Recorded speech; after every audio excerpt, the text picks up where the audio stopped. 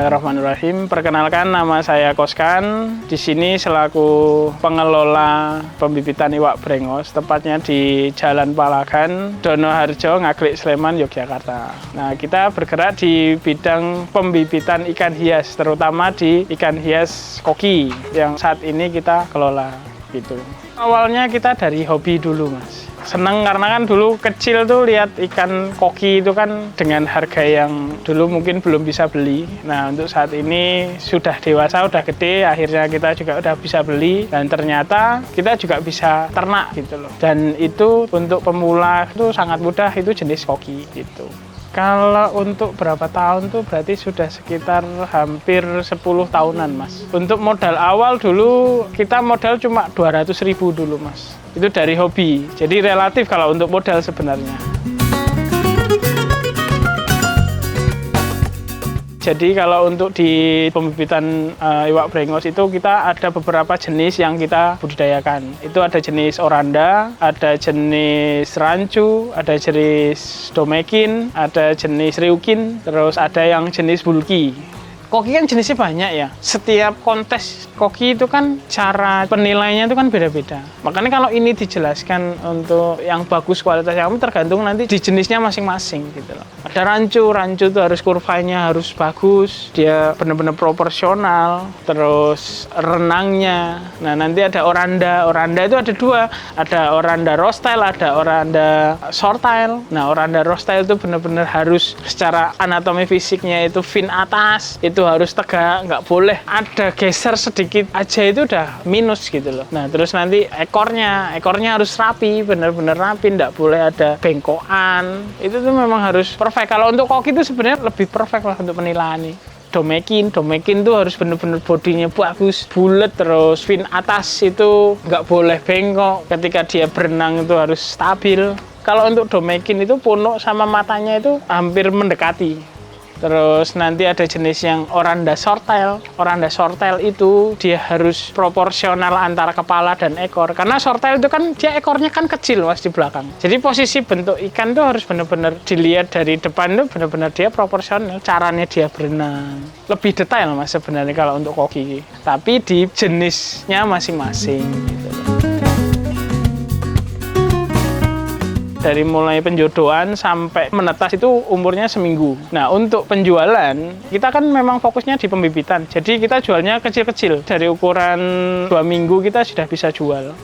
Kalau untuk sistem kolam itu dari yang indukan, yang jantan, yang betina kita pisah. Terus nanti untuk penjodohan itu ada sendiri, untuk pembesaran itu ada sendiri, untuk penjualan juga sudah ada sendiri. Jadi kita pisah-pisah, Mas. Dari yang indukannya, terus dari penjodohannya, terus untuk pembesaran dari umur 1 minggu sampai nanti umur 2 minggu itu ada sendiri. Untuk pemijahan kita 1:1, Mas, tempatnya. Jadi cowok 1, cewek 1. Tapi relatif ya, maksudnya ada beberapa yang breeding itu dengan caranya sendiri-sendiri. Tapi sebenarnya lebih bagus tuh ya memang 1:2, Mas. Jantan 2, betina 1. Cara mijahnya kita cuma pakai satu kolam ukuran 2x3. Itu udah jantan sama betina dijadiin satu. Nanti subuh jam 4 itu dia akan berkembang biak. Nah, sebelum matahari keluar, itu indukannya harus diambil. Jantan betinanya udah dipindah gitu. Nanti telurnya di kolam itu, ditunggu sampai 2-3 hari dia akan menetas. Setelah itu dikasih artemia udah. Saya satu tetasan itu bisa sampai 10.000. Dan itu yang terbaik paling cuma dapat 50, 100 ekor. Itu yang benar-benar yang terbaik loh ya. Untuk dibikin kualitas yang bagus gitu loh. Gitu.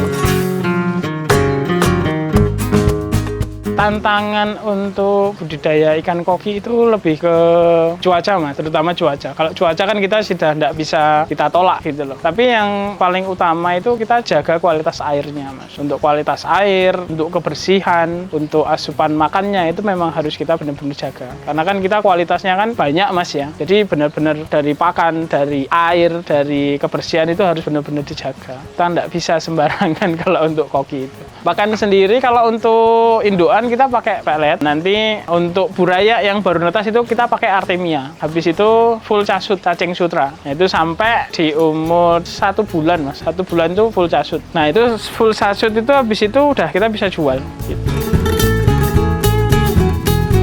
Yang unik itu sebenarnya rancu, Mas. Jadi rancu itu tergolong ikan yang agak susah diternakan. Untuk di sini ya agak susah diternakan, dan untuk konsumen rata-rata mengeluhkan memang di rancu. Karena jenis ini nih agak uniknya yaitu daya tahan tubuhnya kurang begitu bagus kayak ikan-ikan jenis lainnya gitu. Indukannya kita sekitar ada 20 pasang dengan jenis yang berbeda ya. Karena satu indukan itu bisa keluar 15.000 anakan. Dan untuk modal awal dari penetasan, dari kita jual, itu sangat-sangatlah untung gitu. Sangat menjanjikan lah untuk teman-teman yang mau ternak, sangat menjanjikan. Harga jual indukan itu yang jenis oranda, kita dulu beli 2021 itu kita masih beli itu 2 juta satu pasang. Macam-macam Mas, tergantung jenisnya Mas. Terus Ryukin itu terakhir kita beli itu di harga 2,5 juta satu pasangnya.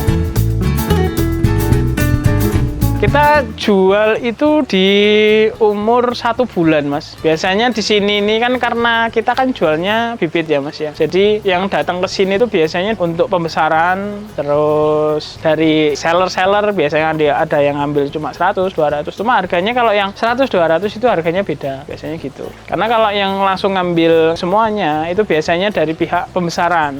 Mereka itu beli di sini ibaratnya satu kolam gitu isi 1.500 itu diambil semua dengan harga 500 perak. Nah, mereka nanti besarin lagi umur 2 bulan itu di ukuran ya 6, 7, 8 lah. Itu nanti ukuran segini-gini itu biasanya mereka tuh jual ya dari harga yang 5.000, ada yang 10.000, modelnya gitu, Mas. Karena biasanya yang datang ke sini lebih ke seller sama pembesaran biasanya gitu kan.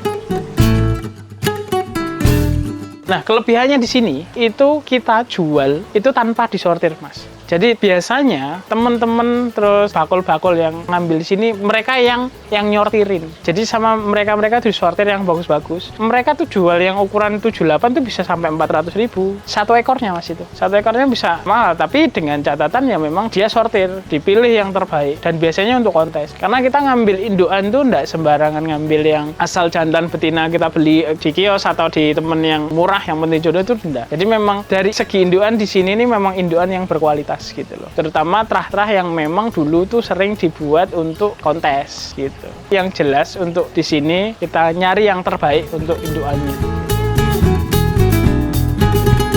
Untuk pemula sebenarnya sangat mudah sekali ya. Koki itu ikan yang sangat mudah diternak. Jenengan-jenengan misalnya beli jantan betina itu dicampurin aja dia akan nelur. Dan itu ada waktunya memang. Untuk cara ternaknya itu ada waktunya. Jadi koki itu jenengan perhatiin jantan betina kalau sudah kejar-kejaran, yang betinanya dikejar-kejari, itu berarti dia lagi berkembang biak. Itu nanti telurnya itu di bawahnya banyak sekali, tapi harus langsung cepet diambil. Kalau enggak dia dimakanin lagi. Biasanya kalau buat teman-teman yang di kolam itu kenapa kok akuariumnya tiba-tiba terus keruh gitu. Itu karena dia itu sebenarnya sedang berkembang biak gitu. Kalau di sini kan karena jantannya dipisah, betinanya dipisah. Jadi dia enggak langsung berkembang biak di situ. Rencana kedepannya kita memang mau lebih memperbanyak jenisnya lagi, Mas. Untuk jenis ini kan masih ada 5 jenis ya. Itu ada beberapa jenis yang kita belum punya dan itu kita mau komplitin. Kayak jenis panda, terus jenis sapi itu kita belum ada. Pesan untuk anak muda, jangan mudah mengeluh dengan keadaan. Tetap fokus aja yang kita lakukan. Misal suka dengan ikan jenis koki, ya fokus aja di situ. Nggak usah mikirin gonjang-ganjing dunia perikanan. Gitu aja sih. Karena siklus ikan hias itu dari dulu sebenarnya sama aja, Mas. Nanti koki turun, tiba-tiba 3 bulan, 4 bulan, tiba-tiba naik gitu. Jadi buat teman-teman yang memang suka ikan hias dari jenis siapapun lah itu, misal koki, entah itu manfish, fokus aja di bidang itu. Nanti pasti akan ada hasilnya kok. Gitu aja sih. Buat teman-teman yang mau beli ikan di pembibitan iwak brengos ya, itu kita menyediakan bibit dari ukuran yang kecil sampai yang gede. Itu nanti ada kontak di bawah ini ya. Terima kasih.